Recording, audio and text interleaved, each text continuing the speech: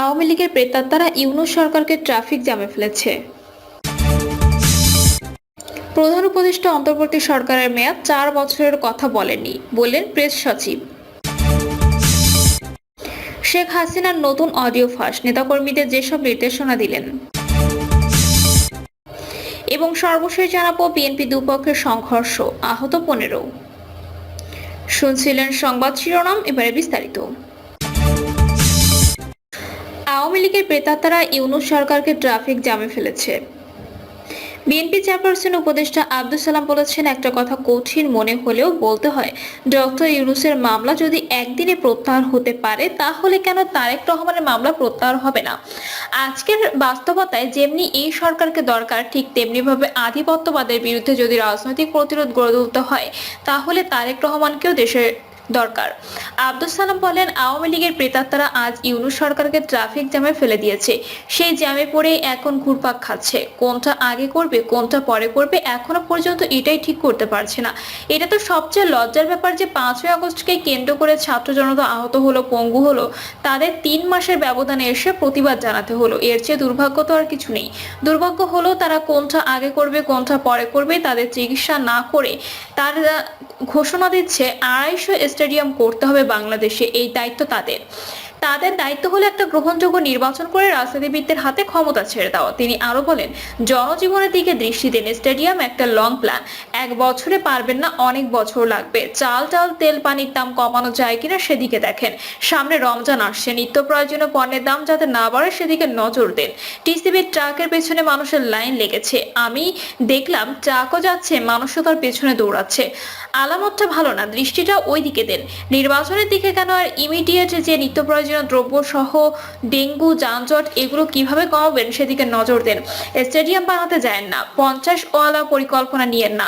শেখ হাসিনাও 42 সাল পর্যন্ত ক্ষমতায় থাকার পরিকল্পনা করেছিল, তাই আজকে যে এটা দরকার সেটা করেন আর শর্ট করে আনেন, কর্মসূচি কমিয়ে আনেন। প্রধান উপদেষ্টা অন্তর্বর্তী সরকারের মেয়াদ 4 বছরের কথা বলেননি, বললেন প্রেস সচিব। অন্তর্বর্তী সরকারের প্রধান উপদেষ্টা ডক্টর মোহাম্মদ ইউনূসের প্রেস সচিব শফিকুল আলম জানিয়েছেন, অন্তর্বর্তী সরকারের মেয়াদ 4 বছরই হবে এমন কথা প্রধান উপদেষ্টা বলেননি।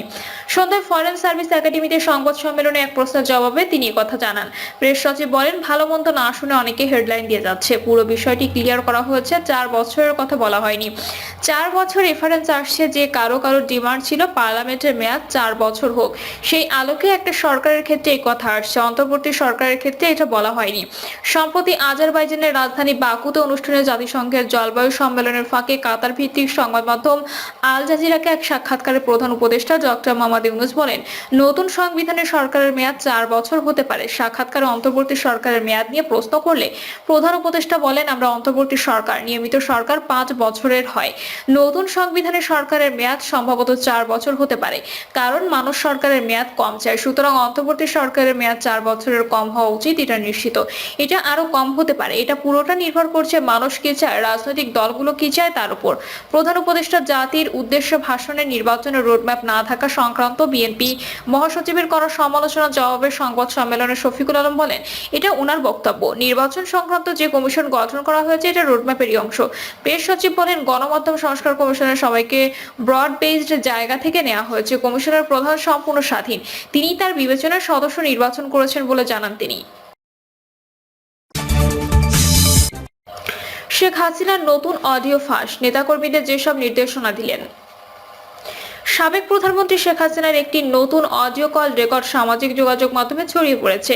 এই ফোন আলাপে শেখ হাসিনা কণ্ঠের মতো একজন দলের নেতাকর্মীদের সঙ্গে দেশের বিভিন্ন বিষয় নিয়ে আলোচনা করতে শোনা যায়। একই সঙ্গে তিনি কিছু কঠোর বক্তব্য দেন। অডিও থেকে জানা যায়, সুইডেন আওয়ামী লীগের পক্ষ থেকে দেশটিতে প্রতিবাদ সভার আয়োজন করা হয় এবং সেখানে শেখ হাসিনা ফোনে দলীয় নেতাকর্মীদের বিভিন্ন বিষয়ে পরামর্শ দেন। অনুষ্ঠান শেষে শেখ হাসিনাকে উপস্থিত নেতাদের মধ্যে বাবু সুভাষ ঘোষ, লিঙ্কন মোল্লা, খোকন মজুমদার, নঈম বাবু, মোহাম্মদ শহীদ, মাহবুবুর রহমান, লিমন, কবির, সাব্বির সহ অন্যান্য নেতাদের নাম ঘোষণা করতে শোনা যায়। অডিও শুরুতে শেখ হাসিনার কণ্ঠ অন্তর্বর্তী সরকারের প্রধান উপদেষ্টা এবং সমন্বয়কদের খুনি আখ্যা দিয়ে তাদের ফোন কল রেকর্ড করার কথা বলা হয়।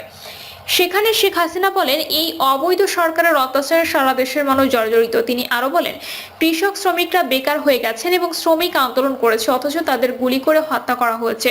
শেখ হাসিনা এ সময় 7ই জুলাই থেকে ছাত্রদের আন্দোলনের কথা উল্লেখ করে এবং বলেন, 14 জুলাই পর্যন্ত তারা সহিংস হওয়ার আগ পর্যন্ত পুলিশের কোনো রকম সহিংস পদক্ষেপ নেওয়া হয়নি। তিনি দাবি করেন, আন্দোলনকারীদের বিরুদ্ধে পুলিশ কোনো গুলি চালায়নি এবং তার নির্দেশ ছিল পুলিশে যেন কোনো গুলি না চালায়। এছাড়া কোটা আন্দোলন সম্পর্কেও শেখ হাসিনার বক্তব্য শোনা যায়। তিনি বলেন, এই কোটা তো আমি বাতিল করেছি, যেখানে কোনো কোটাই নাই সেখানে আন্দোলনটা কিসের জন্য ছিল। শেখ হাসিনা আরো বলেন, আন্দোলনকারীরা তাদের দাবি পূরণ হওয়ার পরেও পুনরায় আন্দোলন চালিয়ে যায় এবং তার মতে আন্দোলনকারীদের টার্গেট ছিল তাকে হত্যা করা। এ সময় তিনি আরো বলেন, এখানে আবার হত্যা মামলা দিয়ে বলে গণহত্যার বিচার হবে। গণহত্যার বিচার আমার না, বিচার হবে ইউনূসের। তিনি অভিযোগ করে বলেন, ইউনূস বাংলাদেশকে একটি জঙ্গি দেশ হিসেবে প্রতিষ্ঠিত করতে চাইছেন এবং তিনি হত্যার সাথে জড়িত। শেখ হাসিনা বলেন, জেলখানায় থাকা জঙ্গিদের ইউনূস মুক্তি দিয়েছেন, যা থেকে তার একটি যোগসাজশ থাকার আভাস পাওয়া যায়। অডিওতে শেখ হাসিনা দেশের অর্থনৈতিক অবস্থা নিয়ে কথা বলেন। তিনি বলেন, শেয়ার মার্কেটে টাকা উধাও, ব্যাংকে টাকা নাই, ব্যাংকে টাকা উধাও। পাশাপাশি তিনি দাবি করেন, 20 লাখ মেট্রিক টন খাদ্য আমি রেখে এসেছি, 1 কোটি পরিবারের জন্য টিসিবি কার্ড দিয়েছি। শেষে তিনি বলেন, দেশে চলমান অরাজকতা, দুর্নীতির বিচার হতে বাধ্য হবে এবং সেই বিচার নিজেই করবেন। এইসবের বিচার আমি করবো ইনশাআল্লাহ, বলেন শেখ হাসিনা। বিএনপি দুপক্ষের সংঘর্ষ, আহত 15। ভোলার লালমোহনে আধিপত্য বিস্তার নিয়ে বিএনপি দুপক্ষের সংঘর্ষে 15 নেতাকর্মী আহত হয়েছেন। উপজেলার বদরপুর ইউনিয়নের দেবীরচর বাজারে এই ঘটনা ঘটে। আহতদের উপজেলা স্বাস্থ্য কমপ্লেক্স ও বরিশাল শেরে বাংলা মেডিকেল কলেজ হাসপাতালে চিকিৎসা দেওয়া হচ্ছে। জানা যায়, সোমবার ভোরে বদরপুর ইউনিয়নের বিএনপির সভাপতি শহীদুল্লাহ মেলকার গ্রুপ ও সাবেক বিএনপি নেতা মোহাম্মদ কামাল হুইচ গ্রুপের মধ্যে বাকবিতণ্ডা হয়। এর এক পর্যায়ে শহীদুল্লাহ মেলকারের লোকজন দাঁড়ালেও অস্ত্র নিয়ে কামাল গ্রুপকে আক্রমণ করে। এ সময় দুপক্ষের মধ্যে সংঘর্ষ, উভয় পক্ষের অন্তত 15 জন গুরুতর আহত হন। দেবীরচর বাজারের সাবেক বিএনপি নেতা কামাল হুইচ জানান, গত 5 আগস্টের পর শহীদুল্লাহ মেলকার ও তার লোকজন দেবীরচর এলাকায় বিভিন্ন চাঁদাবাজি শুরু করেন। এলাকার নুর ইসলামের কাছ থেকে শহীদুল্লাহ মেলকার 5 লাখ টাকা চাঁদা নেন। এর প্রতিবাদ করলে শহীদুল্লাহ মেলকার ও তার লোকজন কামালের ঘরবাড়ি ভাঙচুর করে। পরে বিএনপির উপজেলা নেতৃবৃন্দ দুপক্ষকে মিলিয়ে দেয় এবং চাঁদার টাকা উপজেলা নেতৃবৃন্দের কাছে জমা দেয়।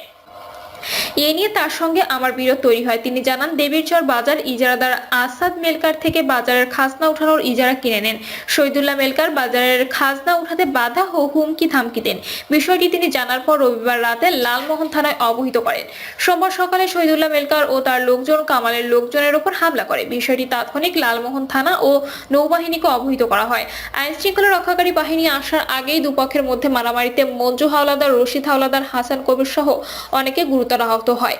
তাদের লালমোহন হাসপাতালে ভর্তি করা হয়েছে। এ ব্যাপারে লালমোহন থানার অফিসার ইনচার্জ মোহাম্মদ সিরাজুল ইসলাম জানান, দেবীরচর বাজারের ইজারাকে কেন্দ্র করে মূলত অনেকদিন পর্যন্ত সমস্যা চলছিল। বিএনপি নেতৃবৃন্দ তাদের মীমাংসা করার একাধিকবার চেষ্টা করেছে। এটাকে কেন্দ্র করে দুপক্ষের মধ্যে সংঘর্ষ বাধে। থানা পুলিশ গিয়ে পরিস্থিতি শান্ত করে। কোনো পক্ষ থানায় অভিযোগ দাখিল করেনি। অভিযোগ পেলে তদন্ত সাপেক্ষে ব্যবস্থা নেওয়া হবে। প্রিয় দর্শক, এই ছিল এখনকার সর্বশেষ সংবাদ। আপডেট সব সংবাদ পেতে চ্যানেলটি সাবস্ক্রাইব করে বেল আইকনটি ক্লিক করে রাখুন।